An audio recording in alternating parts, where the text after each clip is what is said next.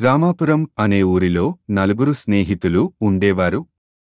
రాము, సీత, గీత మరియు బాలు. వీళ్ళు చాలా అల్లరి పిల్లలు. అమ్మా, నాన్నలు చెప్పేది అసలు వినేవారు కాదు.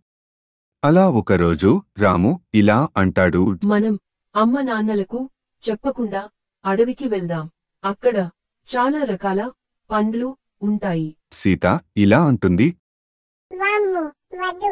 అడవిలో చాలా క్రూర మృగాలు ఉంటాయి.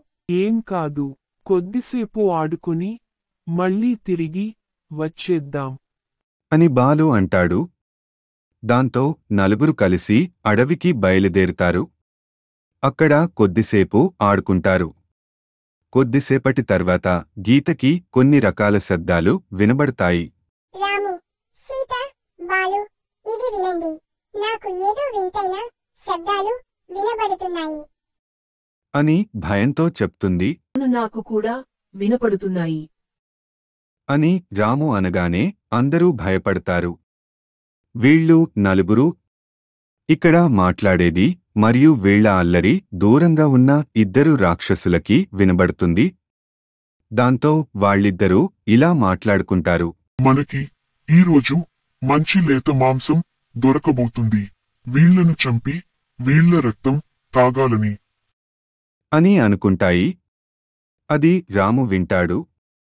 వాళ్ళ స్నేహితులకు చెప్పి ఇక్కడ నుండి మనం వెళ్దాం అని భయంతో పరిగెత్తుతారు. కొంత దూరం వెళ్లిన తర్వాత దారిలో ఒక సింహం ఎదురు పడుతుంది. దాన్ని చూసి వెంటనే ఆగిపోతారు. ఒక చెట్టు చాటుకి దాక్కుని ఉంటారు. అందరూ చాలా భయపడతారు.